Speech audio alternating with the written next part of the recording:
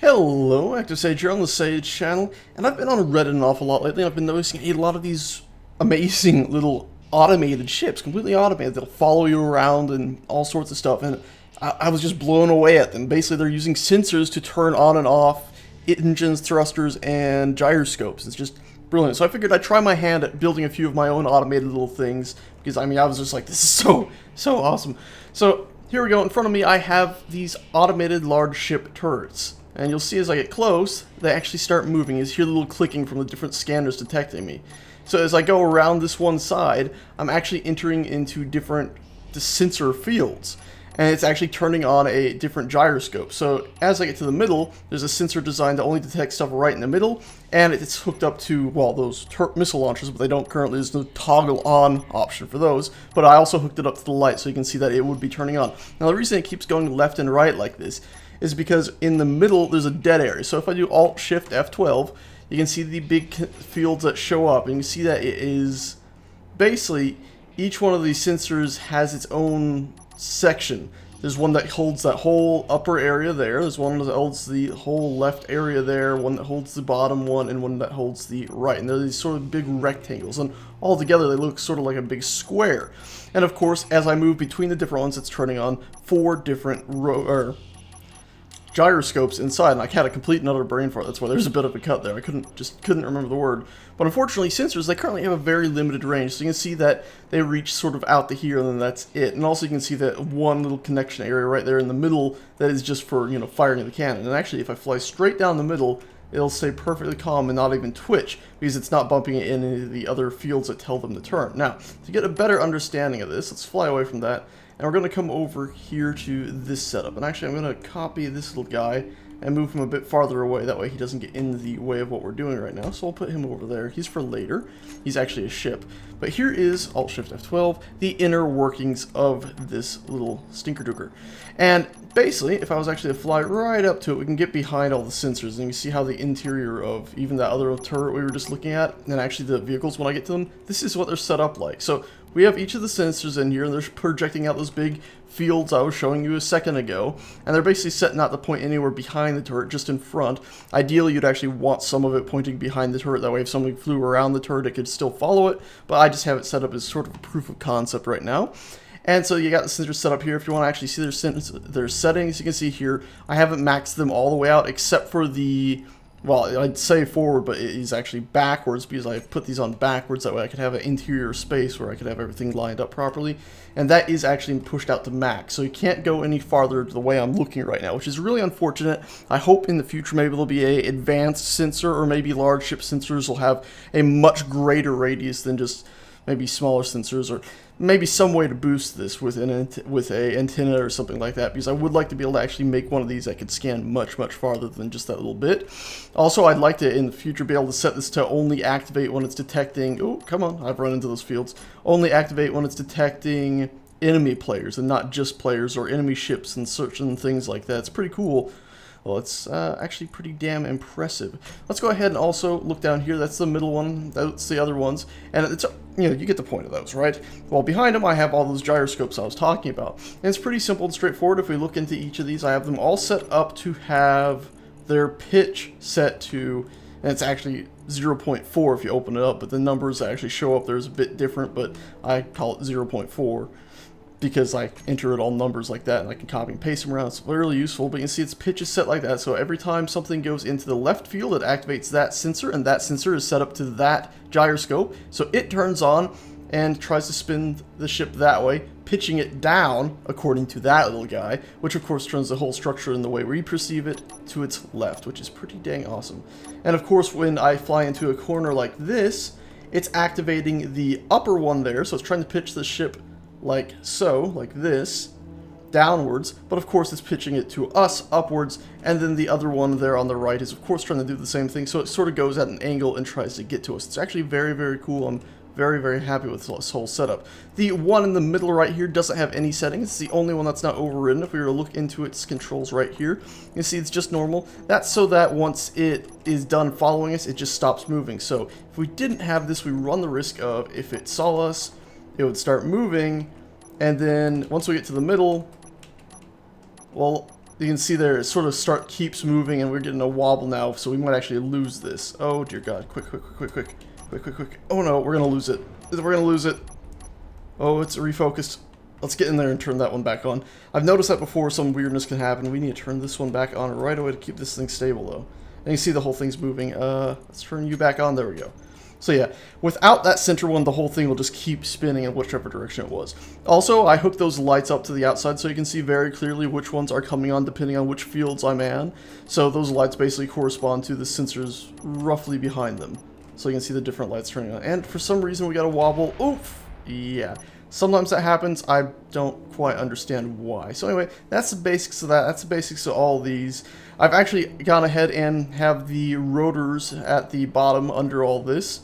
It's like that one down there. And then of course at the side rotor there, so they're just turned off with no braking force, so they can turn, but they do have a limit, so to prevent this turret from going all the way up and doing a backflip basically. So it'll turn up and hit a nice limit there, and the same with aiming downwards. If it tries to aim down and target me, it'll eventually hit a limit. And I have noticed that the speed here is actually, it might seem awfully slow, and really it is, but it actually can be problematic if the speed gets higher. So this one here is the same as that one there. You can see it's nice, calm, spin, no real issues. Once it gets to a lock on me, it pretty much stops pretty quickly. It's going to bounce past a little bit, but it'll eventually just stop. A little bit of bouncing every time. It's a bit of trouble. But this one here, I've upped the speed a fair amount. So you can see right away it starts to aim at me, but it's having trouble really keeping an aim on me. So if these were big laser cannons, that one would pay off in the long run. Whereas this one, it'd be shooting little tiny bursts at me. Now, if it was a missile weapon, which right now that's all we have in game, it would possibly be hitting you every time it fired a missile, but you don't know, it's risky. And also this one, of course, it can better follow you around though, so that is one plus of it, but you can see there it's aiming up and down like crazy. It's pretty cool though overall.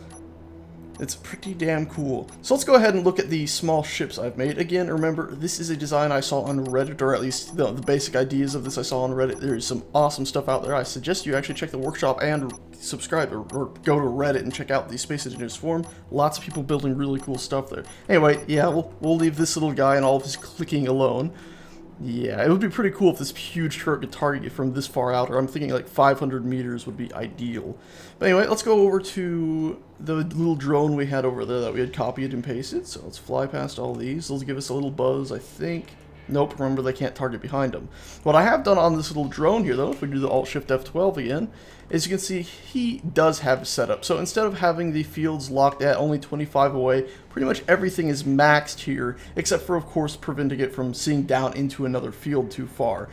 So basically the one field that would be considered down for all those sensors is still set to be 1. That way it's not reaching all the way down there if it's only supposed to detect the upper area. But I have set it to detect, forward, or it's back, or really the whole ship's backwards over here, so the whole thing gets detected. Also, I've gone ahead and rigged this so that, actually I can probably show you better if I just go in spectator mode and fly over to it. I have rigged this so that it's got engines on the back, and then on the inside it's all just the same as you saw before, except for a bit more cramped now, of course. And then on the front, I still have just the normal setup here, except for no light, just a single thruster to slow it down.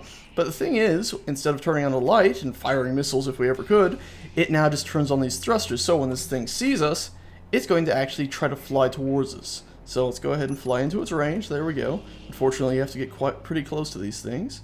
And it's turning, and there we go. It's actually starting to fly towards us. It's pretty slow.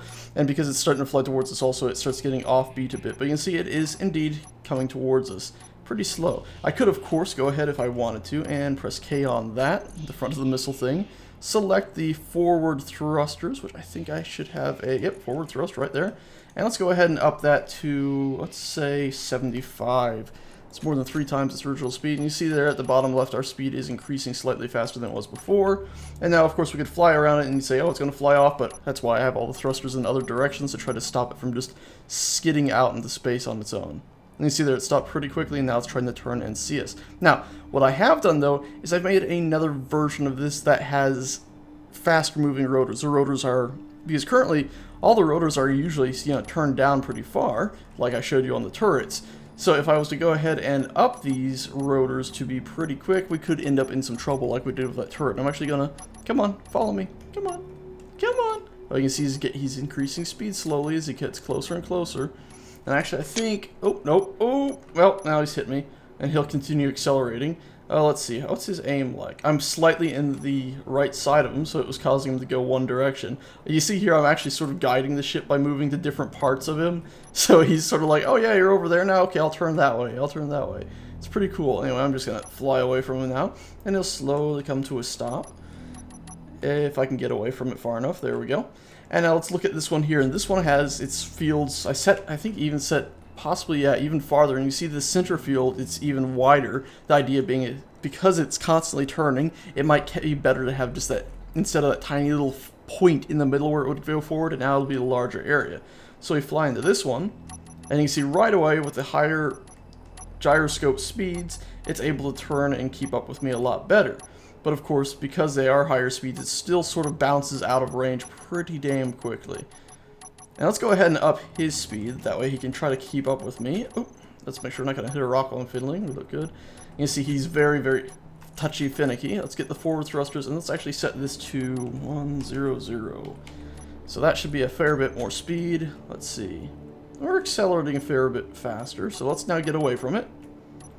And you see there it's trying to slow down, where it's having some drift. Whoa! And you see it's instantly, because I was still in the middle, trying to keep up with me, which lets it have sort of more of a drifting turn instead of just simply stopping, targeting, and then going forward. So you can see here he's sort of trying to keep up with me, catching with me. It's pretty cool. I love these things.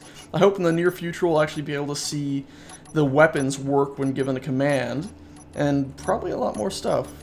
Overall, this stuff's amazing. Once they get it to where factions can affect what sensors can detect, it'll also be even more powerful, because you could theoretically have it set maybe, you know, one set of sensors that can only detect your ship and they'll just follow you, and another set of sensors, but when they detect an enemy ship, they'll actually turn on the gyroscopes, a different set of gyroscopes that are maybe more powerful to actually get them to turn and come after you more, or come after whatever that is and maybe fire at them. For now, you could easily make a suicide drone. And you see there, unfortunately, because of the range of those scanners, he has drifted too far away. And he doesn't have a back thruster. That's one failing of this ship that I did intend to actually fix. The simple fix is, of course, just a singular, non-linked thruster to the back. Like... So... And there we go, now it'll automatically stop, but of course it'll get its forward propulsion the second it sees me. So anyway, that's it, guys. I thought these were too cool not to build my own, a few sets of them, and yeah, they're overall very impressive. It's pretty awesome to see something like this. You know, they're mindless little drones, but they're so interesting to have. And you can imagine little suicide drones like these where they got a bomb on the front where they just charge your ship when they see you. But of course the limited range means if you can go faster than it, you can outrun it with ease. And then they're not going to go back to where they originally came from. So, could have a spot of bother with that. Anyway, that's it, guys. Thanks so much for watching. I hope you like these silly things. I sure as hell do. And I'll see you next time. Come on, let's go back to the turrets. Let's go back to the turrets. You silly little drone.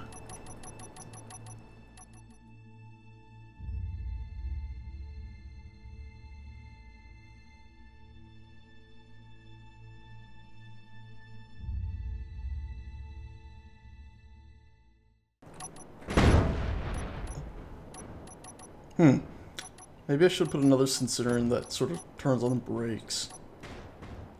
Yeah.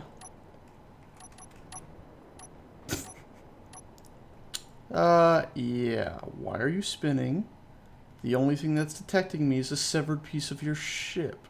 Why can you still receive signals from this?